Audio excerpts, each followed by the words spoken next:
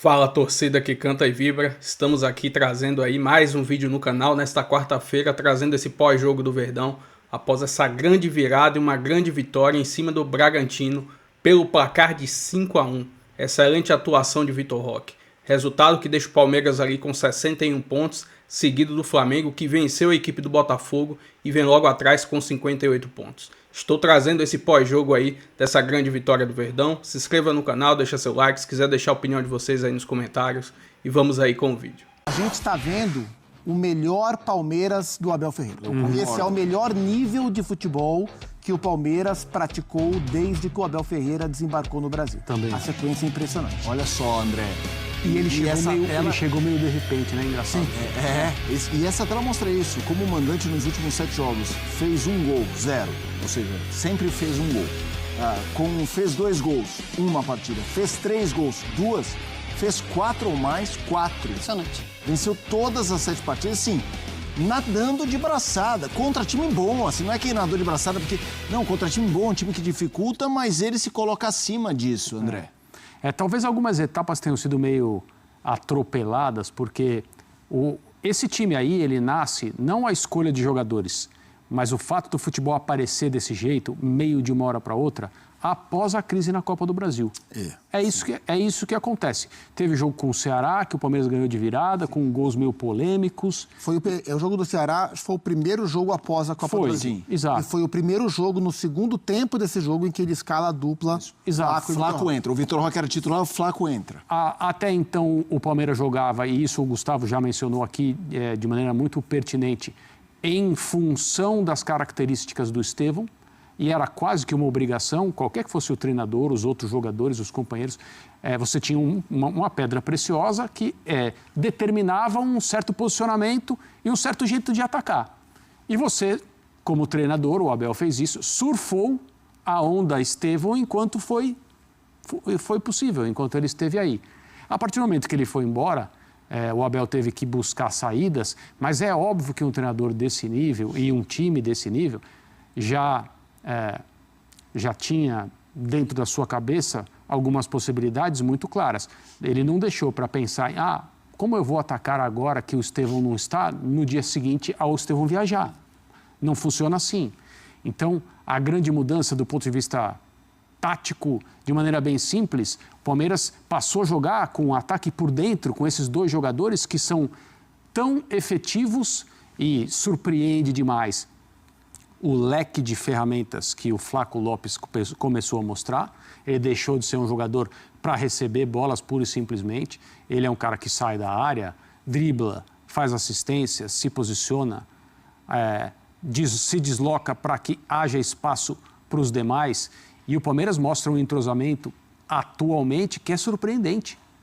É surpreendente, porque houve muita reclamação, houve muita crítica dizendo, olha, esse time aí, o Abel recebeu um monte de jogador, gente grande, graúdo, o Palmeiras mudou o perfil dos contratados, né? O Andréas, o próprio Vitor Roque, o Felipe Anderson atrás, que era um jogador que tinha muito mercado na Europa, optou por vir ao Brasil, aliás, hoje fez um tremendo gol, um gol de muita técnica. O futebol dele está aparecendo também a partir do momento em que o Palmeiras mudou o seu jeito de jogar e ele tem mais companhia. Paulinho, que até a gente nem fala mais, né? Porque um jogador que vai aparecer quando tiver tudo bem com ele em relação à recuperação da cirurgia, a parte física, somente no ano que vem. E aí é uma equipe muito, muito insinuante, muito perigosa e muito eficiente. Hoje o nível de eficiência foi absurdo também, de novo, algo que eu já falei, mas que o Abel sempre cobra. Então, assim, esse encaixe de equipe, né? Aquela coisa, seria esse o melhor elenco que o Abel comandou? Isso é uma resposta teórica. Sim, esse é o melhor elenco que o Abel comandou. Adianta alguma coisa ser assim se o time em campo não reflete essa ideia? Adianta pouco. E, na verdade, adianta para criticar o técnico, porque aí a culpa terá sido dele. Olha o que o Palmeiras está fazendo num momento muito sensível da temporada, tanto para a Libertadores quanto para o Campeonato Brasileiro. Pois é, o Abel com o seu plano, e por mais estranho que possa parecer, saiu o Endrick e saiu o Estevão, e hoje o Palmeiras joga melhor sem esses 2 jogadores. Não que que o Palmeiras não quisesse ter esses jogadores. É claro que é muito melhor você ter craques e ainda mais craques na sua equipe.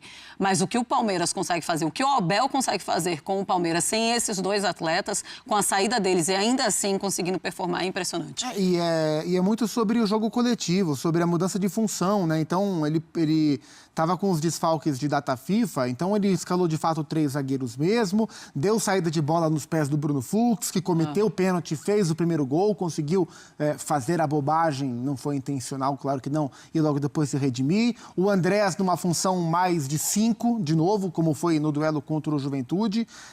O Palmeiras sofreu no jogo de hoje pelo seu lado direito de marcação.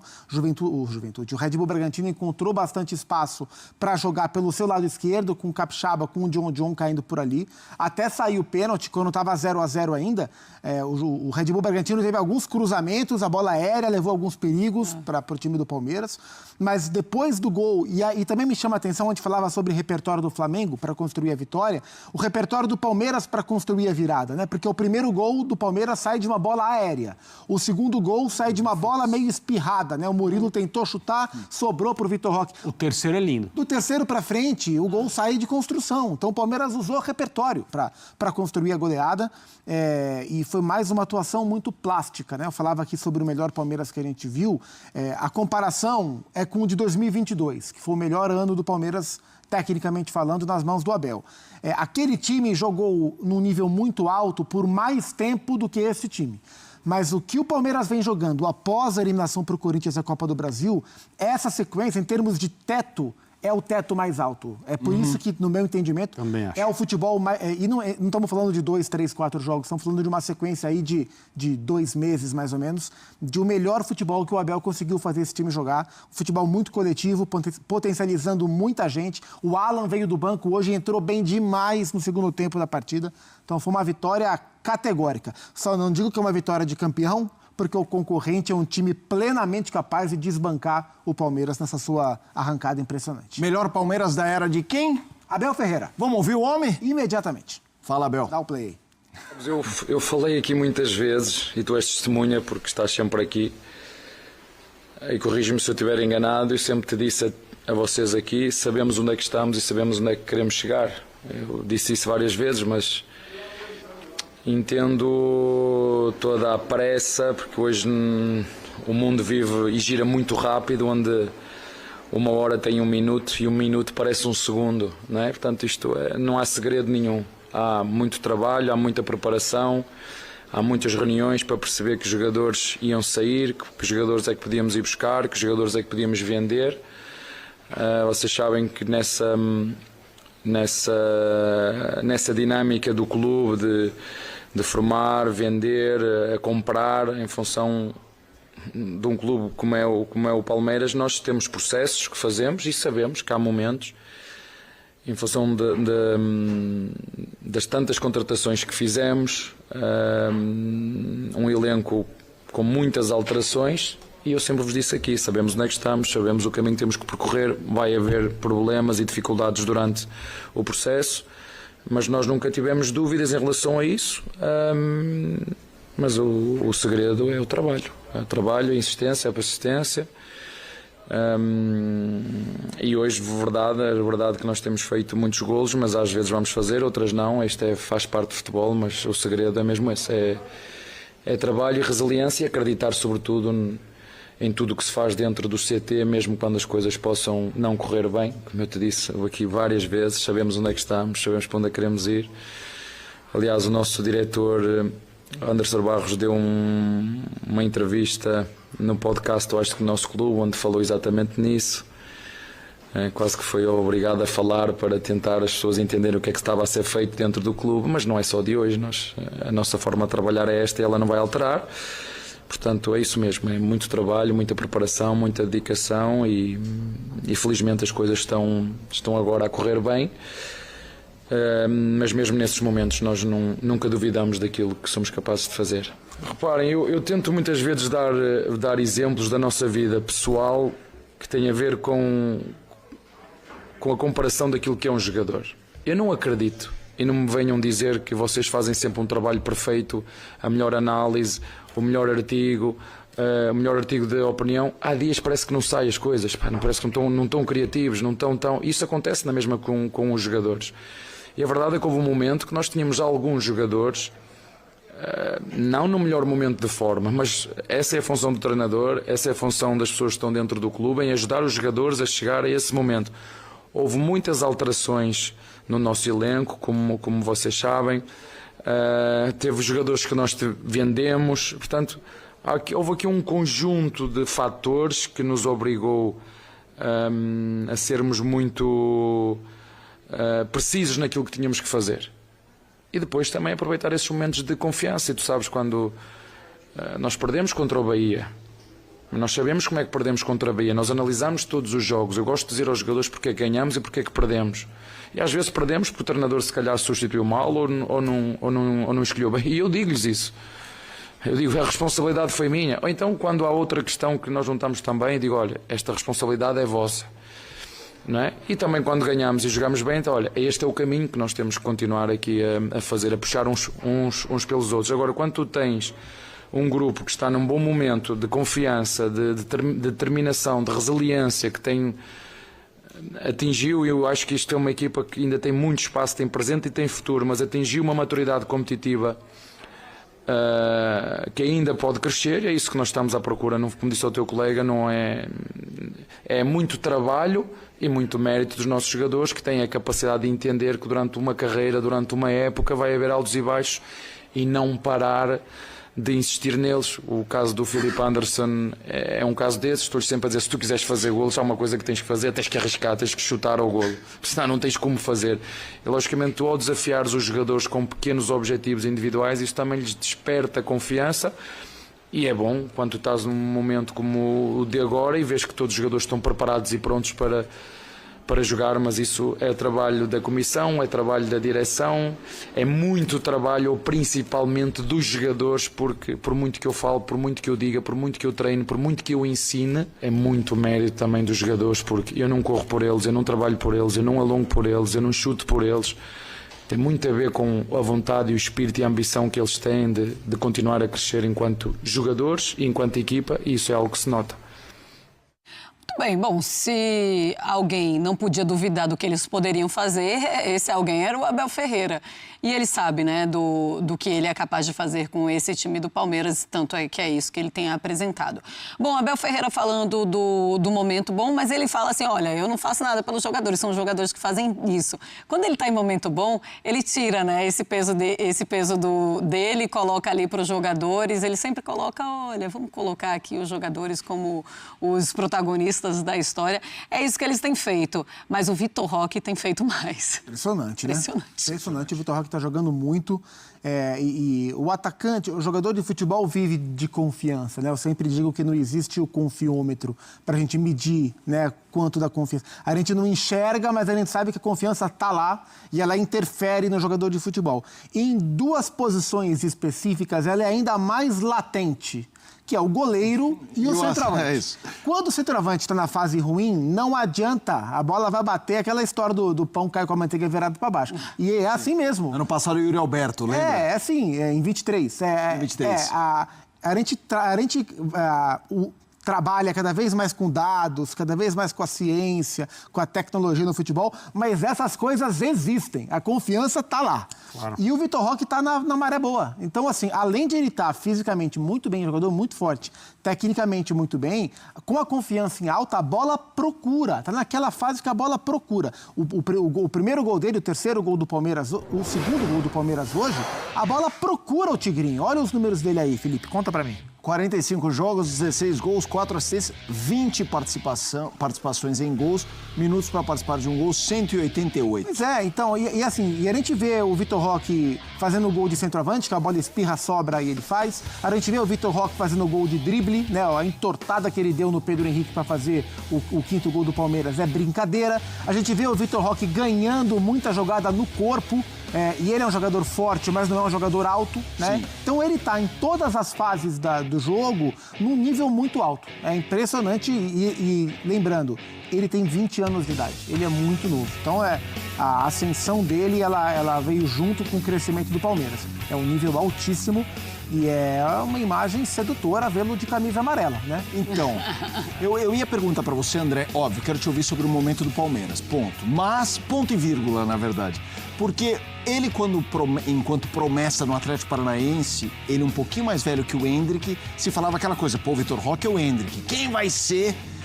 Aí ele vai pra Europa, não dá... vai pro Barcelona, não vai pro Real Madrid. Isso. Né? Aí ele vai, teoricamente, não dá tão certo na Europa...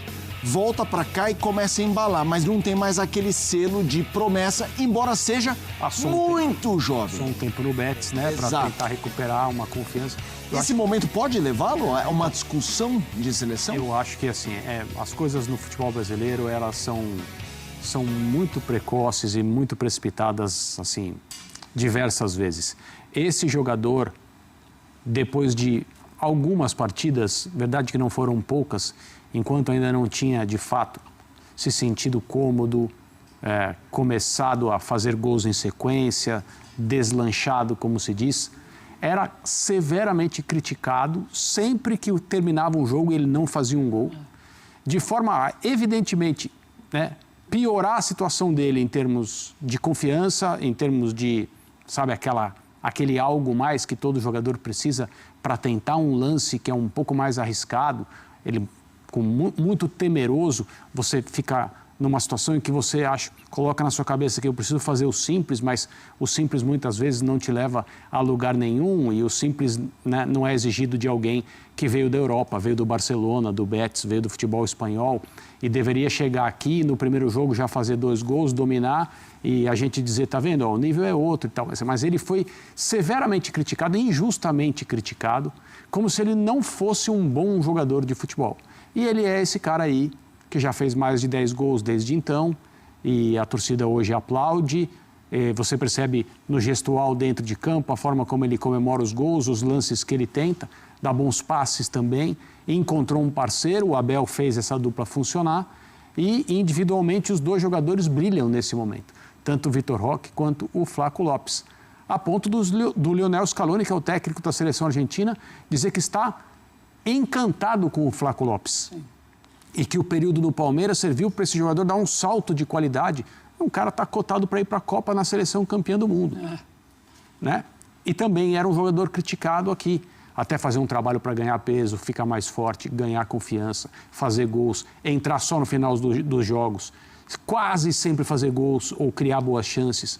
Um nível de confiança que vai subindo, hoje ele é uma peça fundamental no time do Palmeiras. Então, assim o resultadismo que é aplicado aos times, ele também é aplicado aos jogadores. Ou o cara joga bem todo dia, ou ele já vira lixo, cabeça de bagre, olha o salário dele, como é possível ter pagado tanto nele, podia ter contratado um outro, porque o melhor é sempre aquele que não está.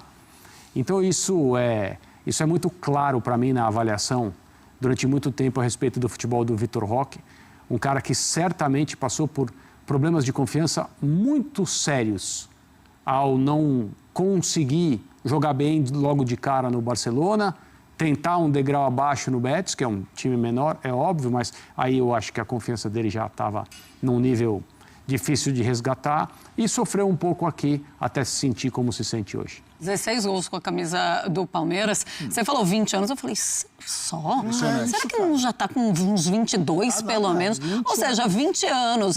Mas perdeu lá, a vibe não vai mais para a Europa. Pode ir. É claro que pode ir. É muito início ainda. Dele, porque o jogador ainda... Claro, o Palmeiras contratou o Vitor Roque para ele fazer o Palmeiras ser campeão. Para fazer o que está fazendo. Mas ele ainda pode ser um bom negócio para o Palmeiras do ponto de vista financeiro. E assim, ele joga numa função que não tem dono na seleção brasileira, né, que está aberta. E isso joga a favor dele. Né? E quando a gente pensa no tipo de movimentação que o Ancelotti vem querendo que o ataque do Brasil tenha, ele se encaixa. Mas aí tem os dois lados da história, né? Porque a gente pensa nele e a gente pensa no Pedro. Também. O Ancelotti falou voluntariamente sobre o Pedro na coletiva de convocação. Quando ele foi falar sobre João Pedro, Caio Jorge, Richarlison, Igor Jesus, ele falou sobre o Pedro. Ele falou sobre os diferentes tipos de 9 que ele pode chamar diferentes tipos de 9 para ter diferentes opções no elenco. E embora o momento seja do Vitor Roque melhor que o do Pedro, e o Vitor Roque encaixe com o que o Brasil tem feito de jogo, se o Ancelotti quer ter opções... Tem mais Vitor Roque do que Pedro. Faz mais sentido chamar jogadores mais parecidos, mesmo que eles estejam no melhor momento, ou ter jogadores diferentes? Essa é uma questão. Mas o desempenho do Vitor Roque é para colocá-lo na briga de craque do campeonato e para colocá-lo na briga de seleção brasileira. Se o Caio Jorge foi chamado pelo que está fazendo, o Vitor Roque pode ser chamado pelo que está fazendo. Bom para o Ancelotti, que tem opções para analisar.